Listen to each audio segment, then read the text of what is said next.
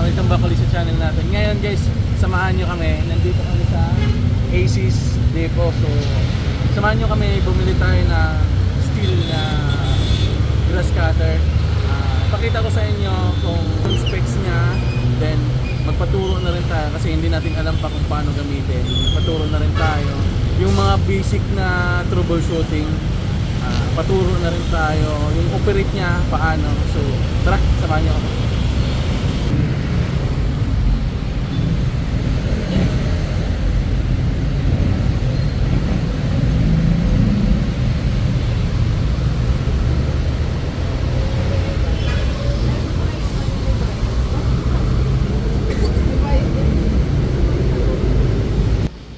Guys, dito sa part na to, hindi ako mabigyan ni sir ng exact ratio ng mixture ng gasoline at saka yung sa 2-stroke na 2T. So ngayon guys, sinanap ko yung manual ng steel. Kaya ito nakita ko sa in every 20 ml 2-stroke engine oil, 1 liter ng gasoline, 60, 3 liters ng gasoline, then 100 ml 5 liters na gasoline. So, yun guys yung tamang ratio ng fuel mixture. Sir, steel. Ano ba? Ma'am, ito ba? Ito naman Aces Depot. Mga Freebies. Thank you sa freebies mga. Thank you sir sa pagtangkilik sa Aces Depot. Thank you. Sir, para sa inyo ni ma'am. Yun, thank you. May Tikoy, t-shirt pa atin. Ito sa t-shirt. Ang ganda nga, ang kapal. Still. Saan pa ka sir? Thank you. Imbitahan mo naman yung mga subscriber natin, mga viewers natin. Si sir, thank you sir June. Puntahan niyo naman kami, dalalo niyo kami dito sa Aces Depot. Alam Commonwealth Avenue. Naku, ang dami ho namin mga binibigay na mga promos. Meron ho kami power tools, meron steel, Wadpo, Makita, DCA, Powerhouse. Thank you. Siguro guys, mamaya mag ano din tayo, kunting tour lang tayo sa tindahan nila ma'am. Kung ano yung mga available na mga tools at mga machines.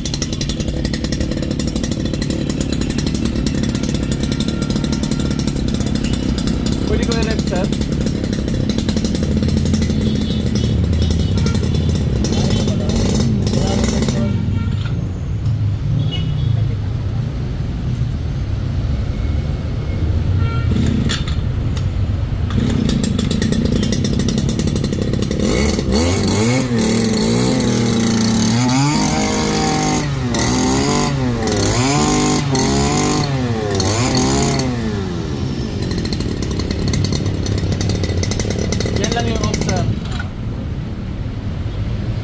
Tapos turo mo naman sa amin sa kung paano yung basic operation eh. O yung basic operation.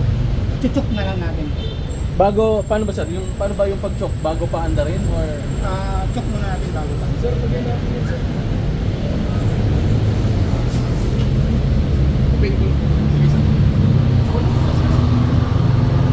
So, bali sir, ang gagawin natin, choke muna natin, tapos saka pa andarin. Pag-chok natin, kumari, natapos na.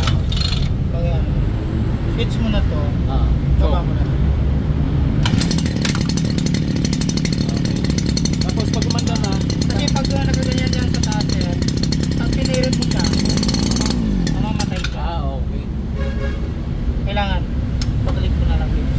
Tapos may isa akong napanood din sir sa YouTube na pag wala daw gas, kailangan i-pump to. Ito ba yun sir? Yan. Pwede yan. Yan ang pinaka-gasket niya na Para aangat yung yung gasolina niya. So may dito guys, may pump dito. Ito sa likod. Ito. Yan, may pump siya dito na kung yung gasolina daw parang barado siya na. barado or hindi siya Hindi na makakaigo. hindi siya umangat, kailangan mo siyang i-pump para aangat. Ayun. Chok. Tapos switch on, tapos Magana. andar. Ito lang sir, Tapos sir, yung dun sa ano naman sir, paano naman, ituro mo sa amin sir kung paano palitan ng blade.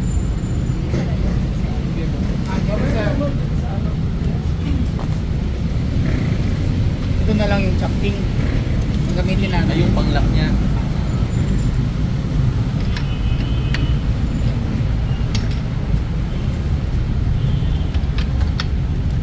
Ito yung pangpaikpit. Ito naman yung pangkaluan. Baliktad yung ano niya sir, di ba?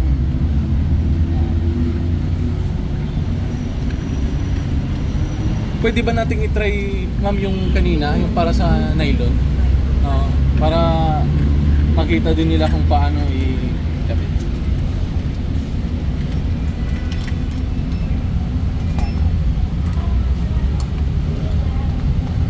Ito yung lock niya sa balak. Okay. So bali, ito sir, anong purpose nito? Oo.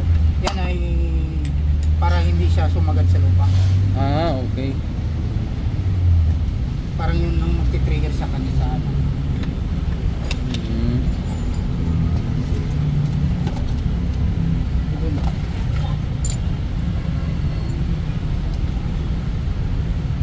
Ito sir. Pag, Ay, ito yung pang-ipit. Kung na sir, wala na tayo pang-ipit niya. Kapag iyan na, baliktad ato.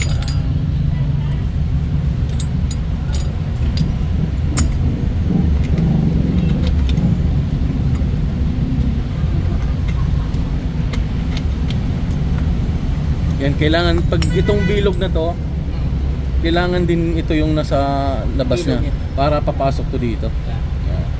Sige sir. Yan. Tapos ito naman yung magiging lock. Wala tayong tansi sir, ano? Hindi natin Wala. Hindi natin maano yung tansi. Pero may isang tansi tayo dyan na pwede mo ituro sa akin sir paano? nakarikta. Ay, wala akong tansi sir na may tulong sa inyo. Na parang Oo. kung paano ikabit dito sa likod, wala. Ganun. Baliktad yung ikot ata yun sir.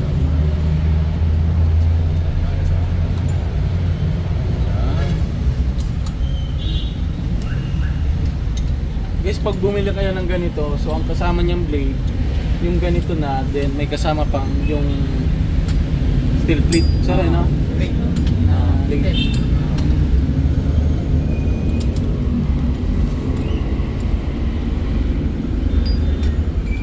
Siguraduhin lang lagi na naka-safety yung pano dito sir. Kulang tayo ng washer. Ito ba sir? Wala na to. Hindi na kasya eh, no?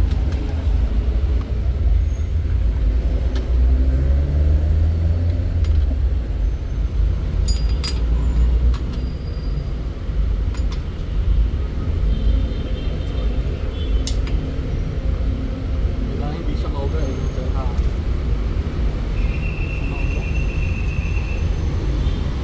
Ang hindi lang natin mano dyan, tansi. Kasi nakarekta lahat yung mga tansi natin dyan sir sa nakatap Tapos ito sir, ito yung gagamitin natin pag yung bakal. na blade. Step plate niya.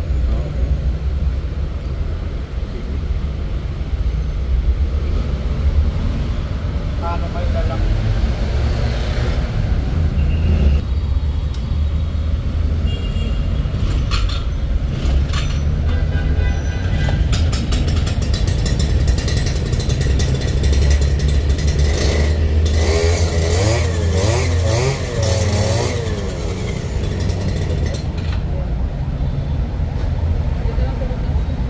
Tabi mo yung